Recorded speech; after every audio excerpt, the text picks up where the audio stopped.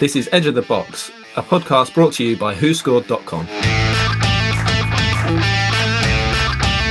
Hello, I'm Dan Bardell and welcome to Edge of the Box, a podcast by WhoScored. Plenty to chew the fat over this week, including what is now a must-win game for Liverpool at Anfield against Manchester City on Sunday. I'm joined as ever by Martin, Laurence and Jonathan Wilson, which obviously I'm delighted with. Now, guys, even though I don't really like football anymore after what happened to Villa last night, we are going to talk about football for the next hour or so. So we'll start with the January transfer window, and each of us has been tasked with picking what we think is the best signing in the January window. And I'll come to you first, Jonathan. This is very much reacting to what happened last night, but I'm going to say Jesse Lingard. Yeah, fair. And to be fair, I think even before last night, it was the most, in a fairly limited window, it was the most interesting signing, just because I don't quite understand what's happened with him. That if you think back, he was part of England's team that got to the semi-final of the World Cup 2.5 years ago. And he scored that brilliant goal against Panama.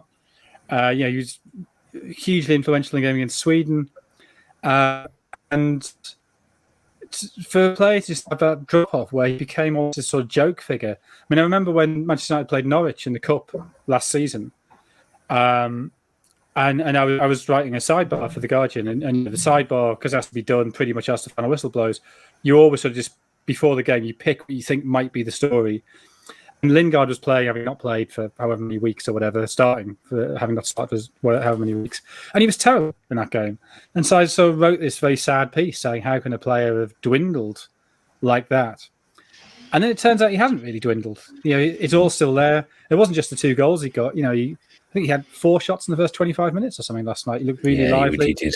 And he's not, he's only, is he 26? Is that right? I think he might be 28, I heard last night. I could be wrong. 28, yeah. He's a youthful 28. Very. But the point is he's not sort of 34 approaching the end. He's sort of at it should be at the joyful peak of his career. And I really hope that this is a move that can rekindle that fire. And obviously, he had worked with David Moyes before.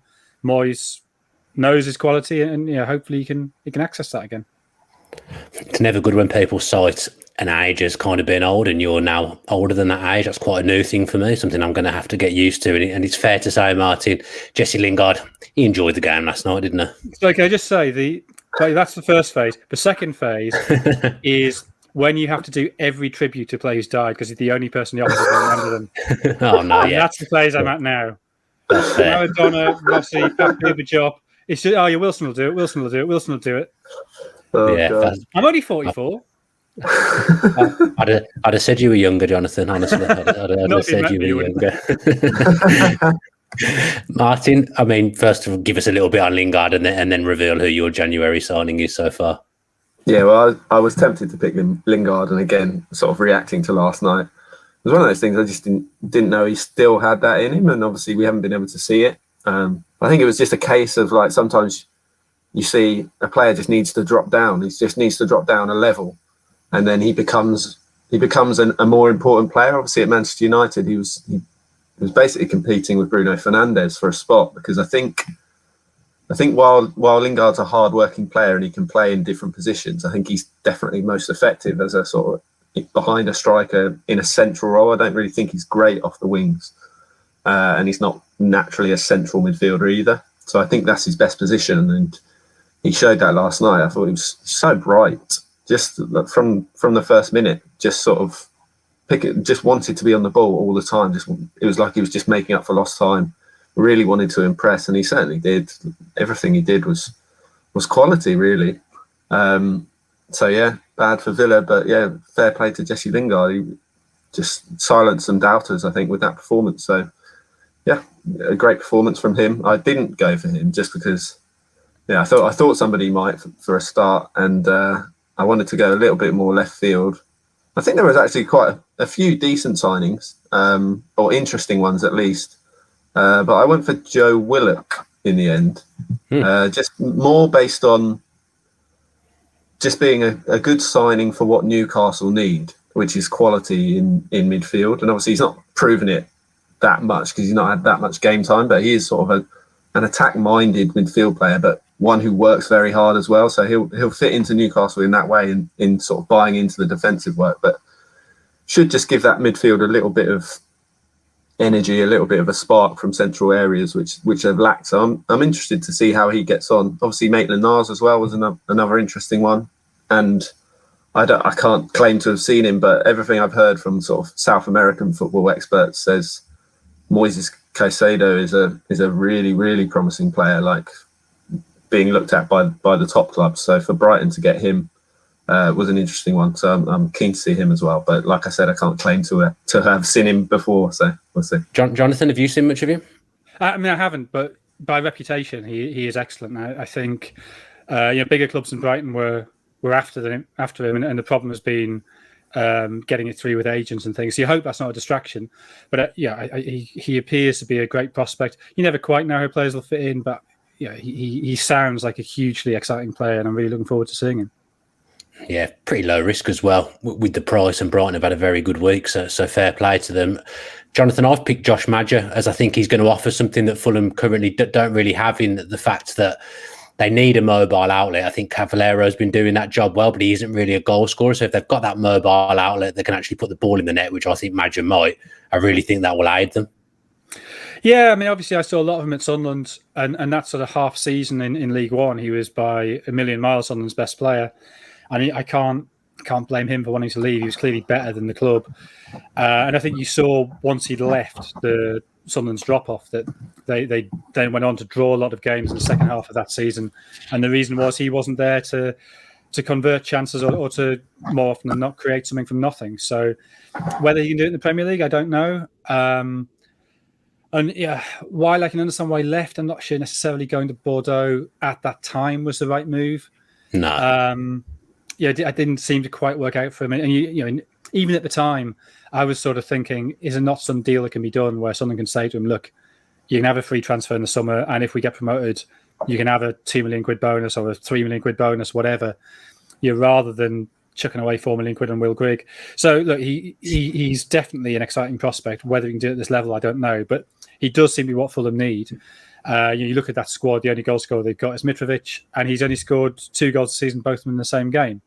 So to have a finisher, somebody who's very good at taking chances and sort of sniffing out chances in the box, that seems to be answering a very definite need in that squad. Yeah, Mitrovic is a really funny one, because you'd have expected him to be Fulham's main man this season, but the way Scott Parker wants them to play in the Premier League, he just doesn't fit. So it is the way it is, and I think Josh Maja will aid them. Let's move on to the midweek roundup now. So I'll come to you first, Martin, for your statistical highlight of the midweek round of games.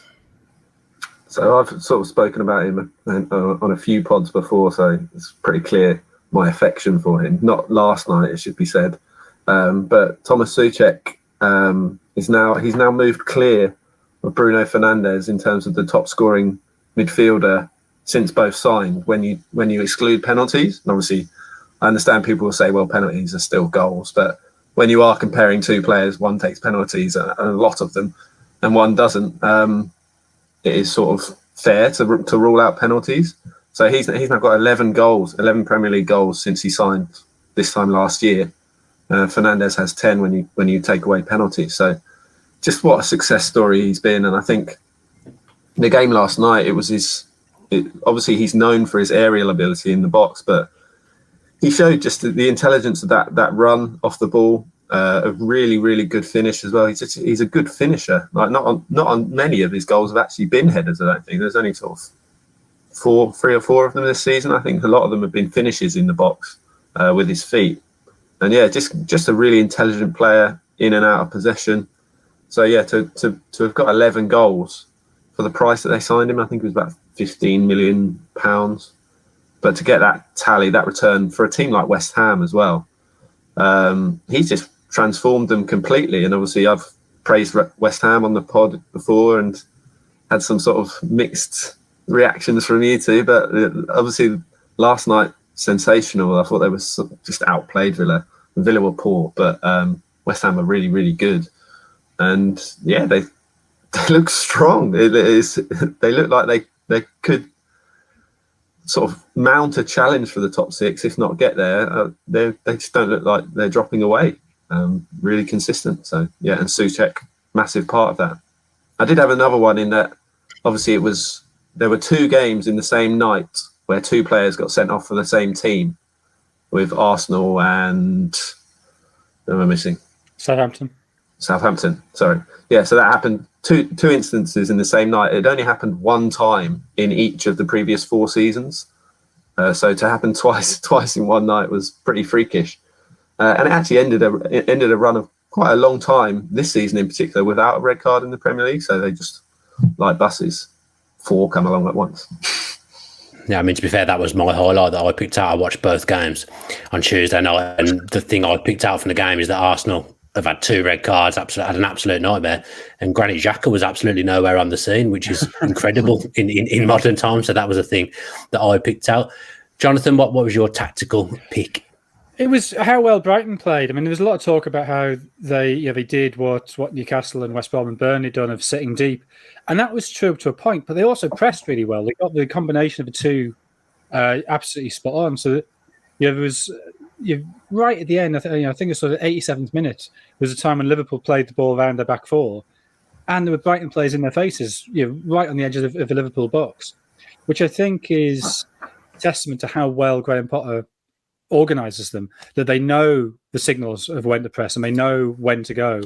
And so it wasn't just a case of going into the bunker and hoping to ride out the storm. They were able to put pressure on Liverpool out the field and make them think. I thought when they were counter-attacking, they were very organised. You could see that had been planned. It wasn't sort of just knock it forward and see what happens. There were clearly defined patterns of how they were doing that. And then within that, the slight quirk was Dan Burn playing at left wing back, which I think he's only done once before this season against Burnley. And you sort of think a wing back has to be sort of a middle distance runner in terms of build. It has to be somebody who can get up and down. And he's obviously 6'7". But that does, I mean, physically he didn't seem to struggle with it. And it meant that when they got the ball on the right, he was a huge threat at the back post. And that's where the goal came from was, Alexander-Arnold was nowhere near him as it turned out, but he probably wouldn't have won the header anyway, and he could head it back across goal. So, that's a really interesting thing, I think, when you have a tall player playing wide. It can seem a bit of a sort of Tony Pulis idea, or you think of Ian Ormondroyd back at Villa in the early 90s, or Emil Heskey did it at times. Somebody you can stand the ball up to, or Jostein Flo for Norway. But to see somebody doing that from wing back, I think is new, and it gives Brighton a team who have struggled for goals. It does give them an extra option in the box. Yeah, no, to be fair, they needed a couple of wins and to get them against Spurs and Liverpool and keep 2 clean sheets as well. Defensively up the other end, that's an exceptional effort as well. We're going to move on now to previewing the weekend's action, and the first game up is at Villa Park. It's Villa against Arsenal, which is the lunchtime kickoff on Saturday. Now, Martin, I've been waiting for Villa to be one of the main games that we preview. It comes along, and quite promptly, Villa get beat last night. So a poor night. How do you see it against Arsenal? Yeah, it's a tough one to read now, isn't it? Just because this is a spell. I think it's beyond last night as well. I think Villa were fortunate against Southampton. They didn't play badly. They defended very, very well, which obviously wasn't the case last night. But they were definitely fortunate against Southampton to win that game. And I think it sort of stems from the second half against Burnley. Outstanding in the first half against Burnley. Should have been 3 or 4 up, and then just capitulate a little bit. Bounce back to an extent against Southampton. But yeah, last night, just these games, obviously after the sort of COVID outbreak at the club as well, and did have 10 players with coronavirus. That looks to be catching up with them now. And this is the first time when I've been watching them, and I've been a bit worried. And obviously there's quite a lot of chat now about Dean Smith's lack of rotation.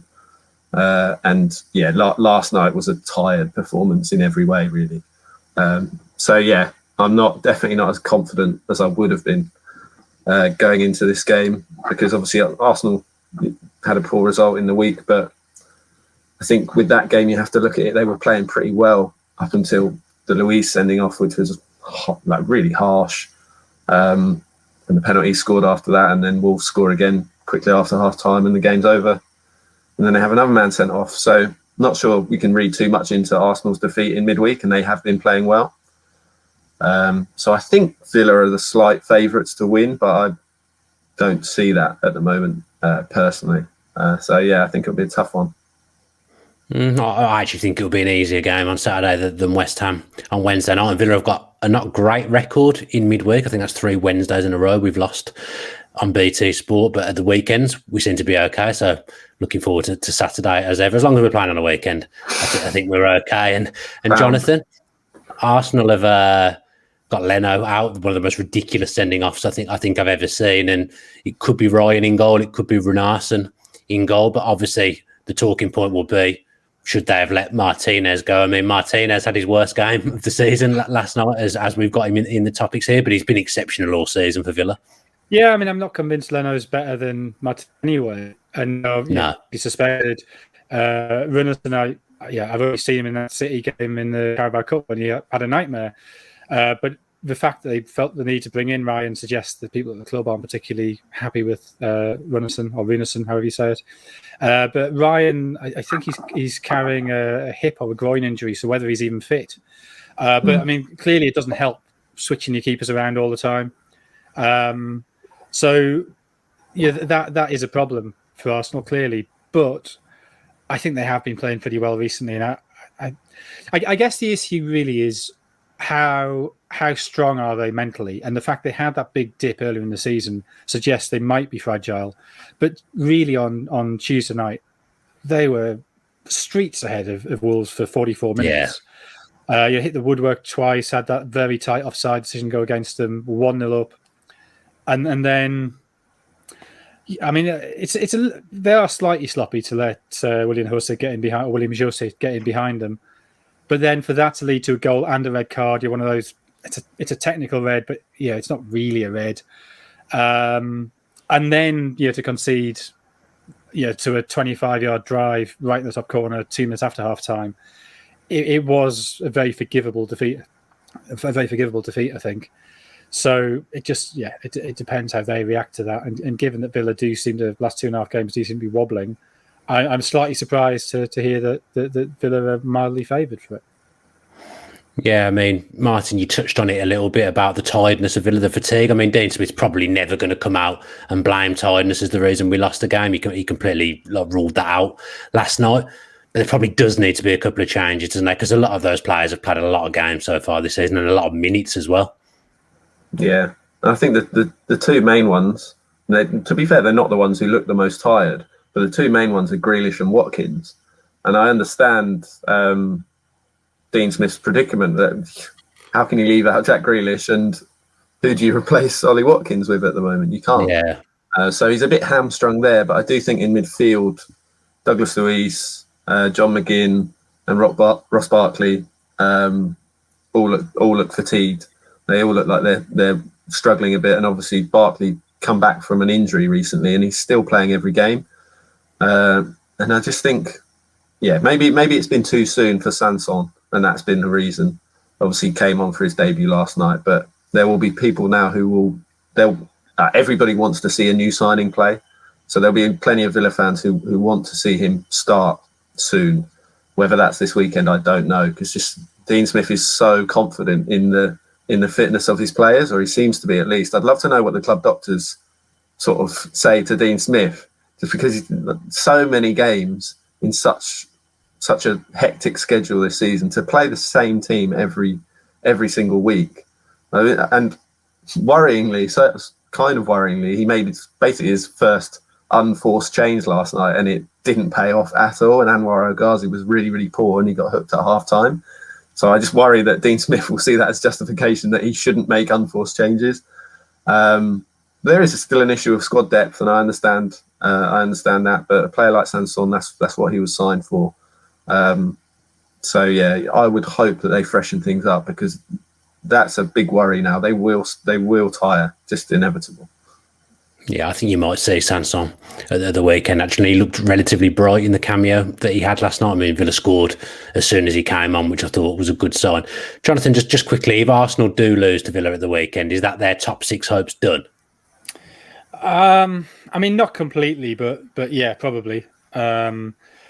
I sort of still feel this season is so up and down that it is possible for a team suddenly to win, eight games out of 10, and their position changes radically. So if they lose, it's not so much the points difference; it's what it says about the side. It does say that fragility is definitely there, and so then suspect they wouldn't be able to put together a run like that. But you would say that given Everton are still picking up points, Leicester are still picking up points, the other 5 members of the Big Six, Tottenham maybe not so much, but they're still playing well. Chelsea appear to be better under Tuchel. It does suddenly become very, very difficult. Yeah, I mean, you've touched on it on Everton there. We'll move on to their trip to Old Trafford against Manchester United now. And I just find Everton a funny one, Martin. I can't work them out. Some days I look at them and think, they're a really good side, they're brilliant. And then they'll just lose a stupid game like Newcastle at home. Yeah. I just can't work them out. Yeah, it's really difficult. I think they actually started playing or started looking certainly more solid and less of a threat at the other end, admittedly, but looking more solid when they had more injury problems. And Ancelotti was sort of forced into this back four of centre-backs that actually worked pretty well. So I was surprised when I think Godfrey and Holgate were both dropped for that Newcastle game, if I'm right in thinking. I think they were. I was surprised by that. I think Godfrey in particular has been really good. And then Michael Keane was dropped last night, I believe. So it's Yerry Mina that's been the one who sort of kept his place. And he has improved, but to me, he's still erratic. He's still there's still an error in him. He can be really, really good, but he can be poor as well. And I'm surprised that he's the one who's sort of been the mainstay of those three. And obviously Holgate can play centre-back as well. So while they've got options, I just think, that back four was working for them, and then they had to change it. But then obviously they bounced back again last night. And Dean has come back, and he's a big player for them. Yeah, great assist for Sigurdsson at the start of that game. They've got Calvert-Lewin back on the score sheet now, and James was left out last night. So I suppose it speaks to their squad depth that they can pick up these results. But like you say, they're just a really tough team to predict. And I don't know what their best team is. I don't know. I don't think Ancelotti knows. I don't think that's bothering him. And they're just sort of, just a really tough team to nail down at the moment. Yeah, and they've given themselves another attacking option, Jonathan. Josh King's joined from Bournemouth. I think he was linked with Manchester United or very close to joining Manchester United a few windows ago. What would you make of that signing? I think it makes sense just as another option in case Calvert-Lewin gets injured or just to give him a bit of a break, because they are very reliant on him to be the centre forward. I mean, I completely take the point about Everton's unpredictability, but one thing that does seem relatively consistent is they play better when James isn't there. And I know that's the kind of thing people don't want to hear, that James is such a beautiful player. You want to think he's essential, but their win percentage when he's there is 50%. Without him is it was 67% before last night, so presumably sort of 69-70%. I think his lack of defensive work against better teams does count against him. I mean, I'm always slightly wary of that kind of stat, just because there's so many other factors to take into account. So better players will be left out against weaker teams, and so it may just be that your win percentage is lowered because you're playing against the better sides. But that does seem to tally with my sort of intuitive sense while watching it, and that they just look a more coherent team when James isn't there. Yeah, and if that is the case, Jonathan, you'd advise against playing him wide right against Luke Shaw at the moment, because he's having his best season as a Manchester United player by far, isn't he? Oh, he's been fantastic this season. I mean, the thing I don't understand about Luke Shaw is, when Mourinho was the manager, Luke Shaw got all this grief about his body shape, and I sort of thought, well, he can't be fat. Clearly, professional footballers these days cannot carry any excess weight. It must just be the shape he is. But I think he does look thinner. I don't know if it's doing less weight. Maybe I think that seems to be more likely. But he does seem less sort of bulky across the sort of the chest and shoulder area.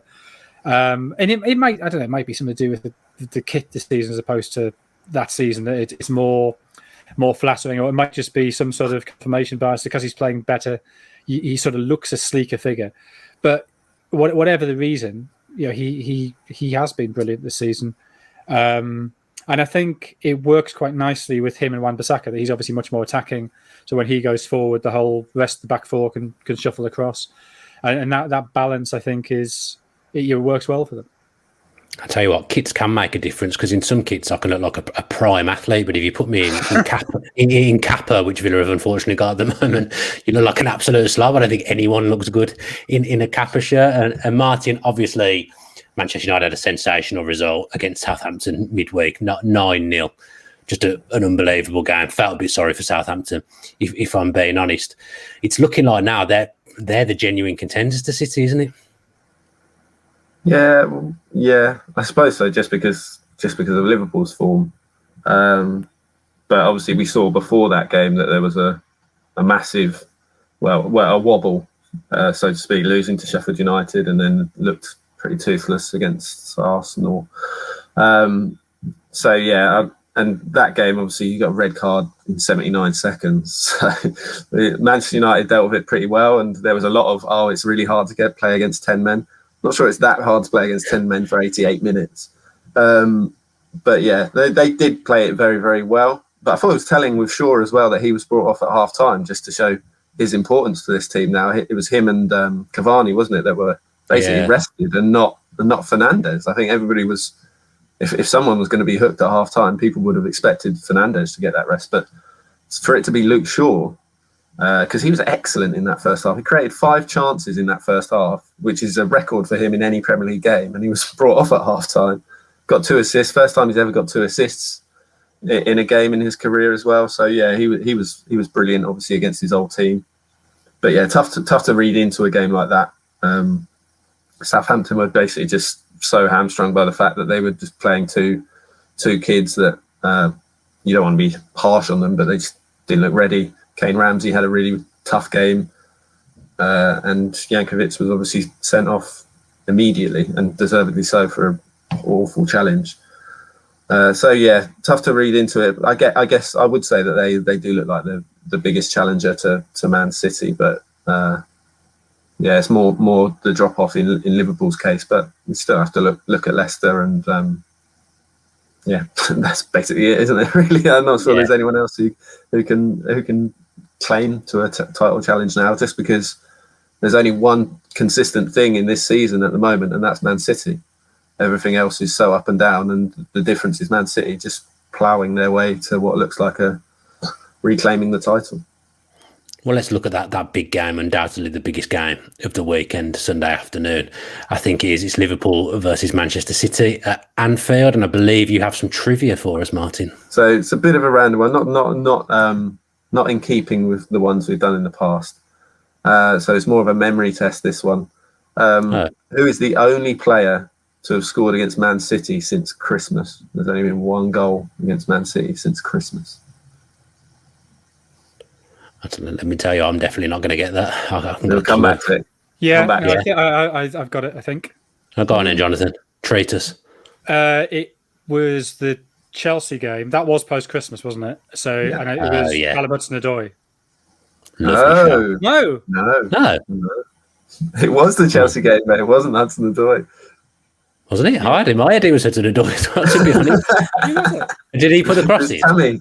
Tammy Abraham. Did Hudson-Odoi made it, I think, didn't he? Possibly. I remember him having an impact on that game when he came on, and him doing did, something Chelsea hadn't done the rest of the game. Okay, interesting. I get a rare point. Yes. Very rare point. I've got cocky there. I've done the hard work and put it that way. Yeah, and then there's so many games at the moment as well. It's so hard to just think back. A memory test is probably worse than general knowledge at the moment, in terms of just there's games every 5 minutes as it goes. So let's look at that Liverpool-Manchester City game then. Wait. Oh, have you got it wrong? I have got it wrong. Come on! It's another VAR decision goes against Villa. Another VAR decision. Unbelievable. What was I looking at? It was rare that we both thought it was. It is Hudson-Odoi. Tammy Abraham didn't even come on. I don't know what I was looking at. Oh dear! Absolute scenes. Martin Laurence. Jonathan Wilson at the back post. There we go. As the only member who actually properly works for Who Scored, I think that's an absolute disgrace to be getting things wrong there. Outrageous. What other lies are you feeding us? Exactly. I mean, I'm looking back on the ones you've got wrong previously, Jonathan, and perhaps you got them right. Who knows? He's only got one wrong, to be fair. Maybe he's been getting them wrong. Maybe he's been getting them wrong, and I've been saying they're right. Who knows? Can't trust anything anymore. No, that's rattled me, to be honest, going into the rest of the podcast. The worrying thing is that you compose the script here, so I've got stuff in front of me here that could be completely false. I don't think Liverpool are playing Man City this week. Yeah, I was going to say. I'm starting to question here whether the names of the new Liverpool centre backs are correct. So, Jonathan, they've signed Kabak and Ben Davies from Preston, so from Schalke and Preston respectively. What do you make of those signings? Because kind of two different signings, even though they're both centre backs. Well, I think it makes sense in that, well as Jordan Henderson's played, it's obviously not his natural position. They are short of options there. I think, they really miss Henderson in midfield and Fabinho as well when he plays a centre back. So giving themselves two more options there, I think makes sense. And I think the two they've gone for makes sense. That Kabak is what, 20. He's young, he's promising, 18 million. Which I think is the option to buy is not huge. If he is going to be a player who can play for them for a decade, I would slightly worry about a player who's kept one clean sheet in his last 23 league games, but Schalke obviously have their own problems. So that makes sense as a prospect you can give game time to who maybe might not quite be ready yet. And then Davis, for 2 million is an experienced, proven Championship player, and he might not be cut out for playing against Manchester City, but for lower half Premier League teams, I'm sure he can do a job, and so that seems a fairly risk-free way of bolstering the squad. So I think it makes sense. I think they were two necessary signings, and it sort of as I say, it just sort of seems an intelligent way of plugging that hole without risking ending up with a £40 million player who you got no space for next season. Yeah, I mean, they absolutely had to do something. It was clear as day that they needed to bring some form of centre-back cover or starter in. Do you think Kabak will start, Martin? I don't know. I think the probably better case that Davies might start. And I completely take Jonathan's point that a step up from the Championship to play against Man City is a big step up. But to my mind, I don't know what logic I've actually got behind this, but I just have a feeling that Davies might be the one who comes in first. I suppose you can't really compare Championship to Premier League football, but used to the sort of pace of the English game, I suppose. Two, like you said at the start, Dan, two actually very different centre backs, which is interesting as well. So I think there has been thought into the fact that these two could actually be the partnership for the sort of for a time at least this season, because you've got a left-footed, a right-footed. Kabak is very, very strong in the air. Davies not particularly great in the air, but he's very good in the tackle. Kabak's pretty rash at times. Disciplinary record's poor, and gives away quite a lot of fouls for the amount of tackles he makes statistically, which is the opposite for Davies. His timing in the tackle seems very good, but like I said, maybe a weakness in the air. So they can both play out from the back, but you've got the left-footed, right-footed. And I think it's something that's sort of been considered that they might need to play together. So they need to sort of marry up or try and cover for one another's weaknesses a little bit. So it would be, a lottery to say who will start against City. They may well stick with Henderson and Phillips. But if I was to say one, and like I said, I don't really have a great deal of reasoning behind it, I just think Davies may well be the one who comes in first. The way Martin's performed on this podcast so far. That'd be wrong. Ben Davies probably won't even be in the squad, but let's see. I feel like Peter Walton. Everything I suppose just immediately gets that. Well, that was wrong. I mean, in contrast to Liverpool's centre-back conundrums, Jonathan, Manchester City have now got Laporte's fit, just an embarrassment of riches in which two they choose. I mean, all three of them played last night. What do you see long-term they're going to do with the centre-back pairing? I think you just play the two who are in form, certainly in the big games. So I'd be surprised if it's not Stones and Diaz, because we know they work really well together. Why would you break that up? Even though Laporte is clearly an excellent footballer, and then it's nice to have that option. You can play three, or you can play Laporte at left back, or if one of them feels a bit tired, you can bring Laporte in, and then if Laporte plays really well, he holds his place. I think having three really good centre backs for two positions is not really a problem. No, I mean, I think Diaz is the one who you definitely say is an automatic pick at the moment. But as you say, it's great to have the options. But Jonathan, how much of their title charge has been down to the fact that they've just been able to rotate so heavily? I mean, Pep loves rotation, loves ruining fantasy football teams, but it has probably been a good thing for them. Yeah, I mean, clearly they do have squad depth, and clearly the resources they have available to them are a huge advantage. I don't think the squad is enormous though, and I think certainly back in December we were starting to say, well, hang on, they short of a centre forward, given that Aguero and Gabriel Jesus were both out. You do need somebody else there, and you were sort of saying, well, Ferran Torres, is he really the player to slot in there, or Sterling can fill in? But it felt like they were filling in, and you looked at the back of midfield and you're sort of saying, well, Fernandinho is brilliant, but he 35, 36, whatever he is now. Is Rodri really good enough to step up? You're looking at the centre back situation and saying, well, who they're going to play alongside Diaz if Laporte's injured, and I don't think anybody thought Stones was going to have the renaissance that he has had. I still think you look at that left back situation and think that Zinchenko has played well recently, but is he really the long term solution there? Cancelo can play there, but he's naturally right sided. So I don't think it was a given that their squad gave them loads of options. I just sort of think we've seen Guardiola's genius as a coach, that in a season where people have had to adapt, he really has adapted. I think there's a contrast there with Liverpool. Liverpool clearly have had worse injuries because they've all been in place. That they lose three centre-backs plus Fabinho's missed recent games is a huge problem for them. So it's not really a sort of City have done this well, Liverpool have done it badly, but it is a difference of approach that Guardiola has adjusted. He has eased off with the press. I think the defence does sit slightly deeper now. I think the use of Gundogan on the left side of midfield means that they have sort of 1.5 deep lying midfielders rather than one and then the 2 8s ahead of him. So all of that seems to me hugely positive, not just for the immediate context, but for the longer term. That this might sort out that problem that they always have in Europe of getting done on the counter, getting caught out by balls played in behind them. You look at Liverpool, and they still play with a very high line. And I did a piece for The Guardian last week looking at the proportion of pressures in the final third. And for the last 3 or 4 seasons, City and Liverpool have been, 1 and 2, but quite close up and down. This season, Liverpool are miles out clear.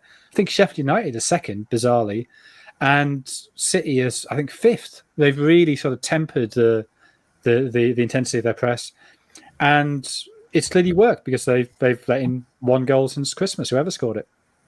Yeah, Martin will tell you exactly who scored that goal, Jonathan. I mean, Liverpool have tried to change the way they play a little bit, Martin, with the introduction of Thiago in the midfield. A player I really like. I love the way he carries the ball. I love his distribution. I think he's a fantastic player. There's been in some quarters labelling that he slows them down a little bit, which I find a little bit bizarre. But what have you thought of his start? I think, same with you. I love Thiago. Just the most elegant player there is, I think, in that sort of area of the pitch. I was so excited to see him come in, and I think it's just, without wanting to make excuses for him, it's just been poor circumstances that he's come into. Obviously, the injuries at centre back have meant that the other central midfielders that he would likely have played alongside have moved to centre back. So there's been more reliance on him, more sort of defensive sort of reliance on him, which he maybe wouldn't usually need to adapt, and that's probably the side of his game that has been exposed. I'd never really seen it before, because I have watched a lot of Thiago, and certainly in the Bundesliga he was never a player who sort of made a lot of sort of rash fouls. He always made more tackles than fouls, and that's swung back the other way. And I think it's partly because of what I said about the injuries, not having those players alongside him for that assurance, but partly obviously the changing pace of the game. But what we have seen, his tackling's been really, really poor. Like, committed a lot of fouls and probably should have been booked more than he has. Got a bit of looks like a Paul Scholes tackle on him at the moment. Just diving in. So yeah, that's been a disappointment, I guess. But that's not why Liverpool signed him, of course. So yeah, I still think he will prove to be an outstanding signing and an outstanding player. And I still think he's been impressive on the ball, as much as Liverpool have struggled. I find it hard to put that down to Thiago in terms of slowing them down. I don't think he does that. I think he actually injects a vertical pass when they need it. So yeah, I don't buy into that. The one side that I do buy into is obviously his struggles defensively. But again, I think that's pretty understandable. Yeah, he's not quite mastered the slide tackle in the Premier League at the moment without giving away a free kick. I'll tell you what he has mastered. He's mastered the look of disbelief when a free kick's given against him. He always looks aghast when the referee pulls him up like he absolutely can't believe it. Now, little spoiler alert, Thiago has made the combined statistical 11 that Martin has compiled. So I'm just going to read it out here from goalkeeper down to front three. So we've got Alisson in goal. Cancelo, Stones, Diaz and Robertson is the back four.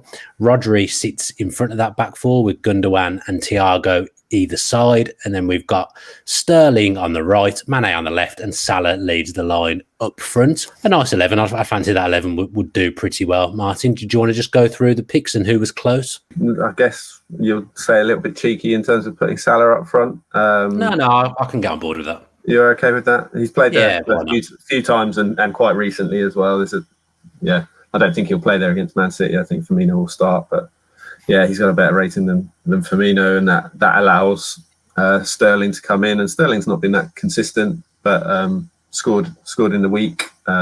Looks bright again, and he's again having him on the right looks a bit odd, but he's played quite a lot on the right recently. Yeah, showing his sort of tactical flexibility as well, his ability to play from that side. So yeah, he takes the spot on the right. Thiago may be the one that's a question mark, but should say as well, we're excluding injured players. Obviously Kevin De Bruyne would have been there and he would have taken Thiago's place in that team, but he's out. So yeah, I'm not sure who would compete with him. And the one that I guess most people would be aggrieved by is Alisson over Ederson this season. Which is fair. Ederson obviously kept a huge amount of clean sheets, but I think he's had very, very little to do. Just based on what he has done, he's done well, but Alisson's had a lot less protection and has made some really, really good saves. And obviously his absence was felt in the week. So again, I don't know if he's out for the weekend, but I think it was illness. So yeah, I think a decent chance he'll be back. Well, the stats don't lie, as we know. Or do they, Jonathan? What would you have done differently if you were picking the team here? Well, I was tossing a coin for the keeper. I couldn't work that out. The back four was exactly what you've said. At the back of midfield, I'd probably go. If it's a one-off game, I'd still go Fernandinho, I think, over Rodri. But I realise he's getting on, and Rodri has, I think, the last sort of 6 weeks or so been excellent. Gundogan definitely.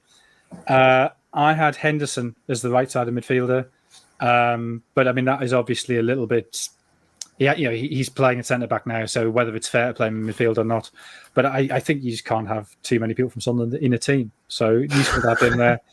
And then I had De Bruyne at centre forward, but obviously he wouldn't be allowed, so I'll have Sterling there, and I'd go Salah and Foden flanking him, but Foden for Mane, I'm not. I mean. It's either or, isn't it? Yeah, I was going to ask Martin, how close was Foden? Because I know he's in and out of the side, but I think he's having a phenomenal season when he does play. Yeah, it's just one of those ones where, in terms of statistical rating, at least he is affected by the sub appearances that he makes. So I could look into it in terms of what his rating jumps to when he isn't a sub. His rating overall is 7.03, which is solid. Seems strong. When he's not a sub. 7.31, so yeah, he would come in. Yeah, based on starts alone, he would come in. So yeah, I think that's a fair case to make. Yeah, I mean, as I say, that's an exceptional side. I think that's the best 11 that we've come up with so far in these podcasts, I would say. I mean, which makes sense as it's combined of Manchester City and Liverpool players, so it's never going to be bad. We're going to look now at the other games in the just a minute segment. So Martin and Jonathan take a game each and have just 1 minute to go over their hopes and dreams of that game. So, I mean, I don't imagine you've got many hopes and dreams for this game, Jonathan, but we'll come to you first. It's Burnley v Brighton. Oh, hang on, sorry, let me get me timer. Yeah, so I mean, Burnley had won those two games before the defeats to Chelsea and City. Both of them in their own way, smash and grabs against Liverpool and Villa, but they're clearly hugely important wins to them, given how other teams at the bottom are doing.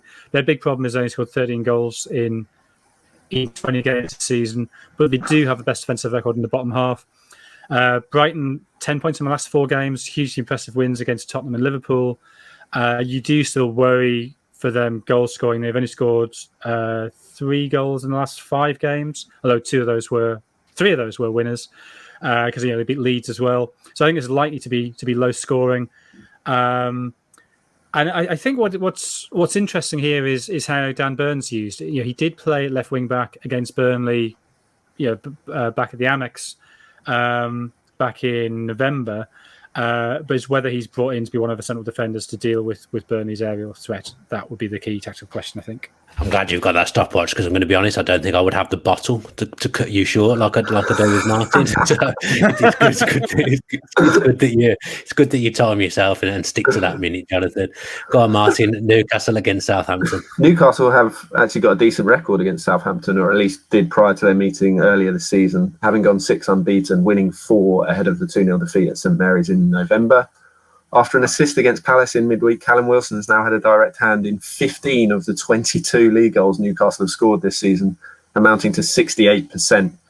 He'll hope for further support in the coming weeks and months, with Alanson Maximan still not having started, but he's back, so I expect him to start pretty soon, along with the loan signing of Joe Willock. Saints' injury problems were the reason behind their 9-0 drubbing at Old Trafford, so Ralph Hasenhüttl will be sweating on the fitness of Carl Walker-Peters, Oriol Romeu and Ibrahima Diallo. Yannick Vestergaard is also nearing a return, but this game may come too soon for him to replace the suspended Jan Bednarek, so could be a real problem for Southampton at centre-back for Wilson to exploit this weekend. Nice stuff. Jonathan, Fulham against West Ham. Yeah, I mean, Fulham, I think, are in real trouble now. They've been playing... to the eye, they seem to have been playing very well recently, but they haven't won in the last 10 games. Now, there's only actually been 3 defeats. The defeat to Leicester on Wednesday was their third. And 6 of those 10 games, they failed to score. So that is a huge problem. We touched earlier on the problems that Mitrovic has had, that he's only scored in one game this season. So Josh Maja coming in may give them a bit of an edge there. West Ham are doing exceptionally well. They'd won 4 in a row because Liverpool, then beat Villa last night.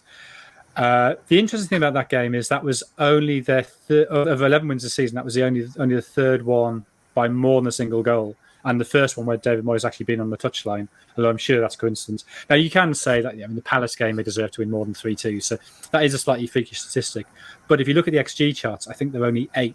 So I do wonder if it's a slightly false position, but still, they're definitely the form team going into this one. Tottenham against West Brom, Martin. Yeah, obviously Tottenham still to play Chelsea at the time of recording, so tough to know about their team news, but as it stands, it looks like Reguilon, Lo Celso, Ali and Kane will remain sidelined for Spurs, while West Brom have a nearly full fit squad to choose from, strengthened by a handful of January signings. They were obviously the busiest team in the market.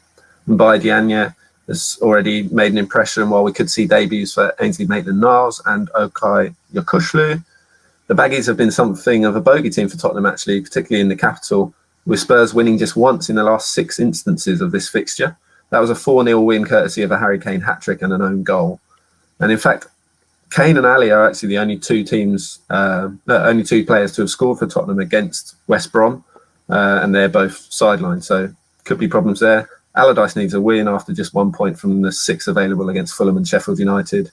We've said bottom 3 in danger of being cut adrift if they haven't already. Lovely. I mean, the funny thing here is that I'm the one who's supposed to be refereeing this with the time. I'm the only one that hasn't got a stopwatch in front of me. You two are putting yourselves under extra pressure.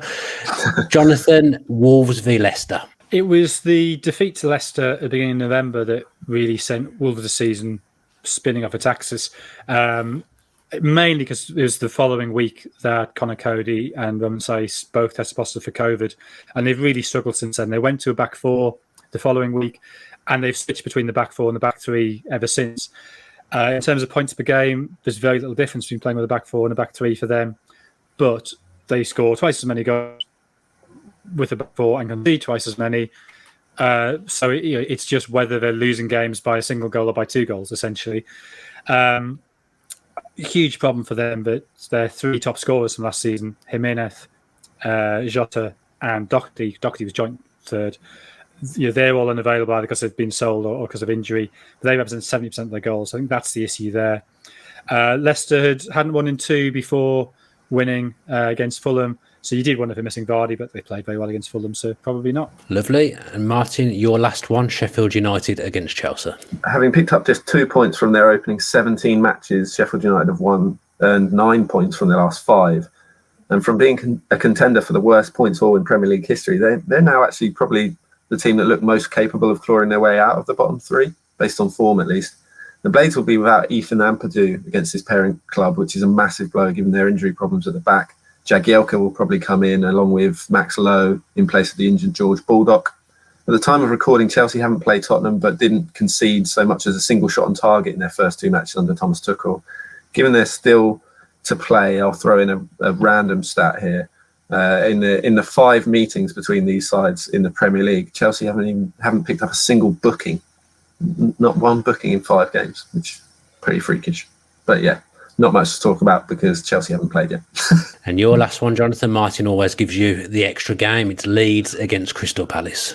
I mean, when this game was played back in November, Palace won 4-1, but that felt a slightly odd game. There was a deflected goal. There was the very strange Bamford given offside for his arm. So I wouldn't necessarily expect a repeat of that. Palace have won their last 2 after a bit of a wobble where they'd only won 1 in 9. But they do have perhaps as many as 10 absentees for this game. Zaha's a doubt. Schlupp's obviously out, cost them a lot of creativity. Carter and McCarthy both out, which is the heart of their midfield. So the issues there. Leeds, having started the year really badly, got 2 wins in a row, but then lost to Everton. Although that was a really open, really good game, could have gone either way. But I think we've really seen how improved they are now that they've got a centre back, and Ayling's been able to go back to right back. Still no Llorente, still no Koch.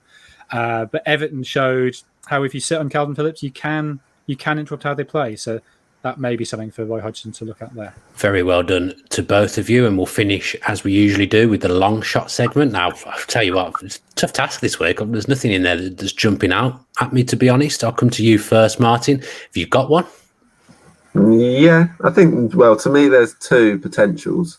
And I've gone for the one that probably doesn't sound like a long shot, but they are the outsiders in the odds, and I don't really see that. I was tempted by Arsenal, actually, in that respect, but I haven't gone for them. I've gone for Newcastle at home against Southampton. They're outsiders. They're the sort of underdogs in that game, despite Southampton's injury problems. And it's obviously all reliant on whether Southampton have Walker-Peters, Romeu and Diallo.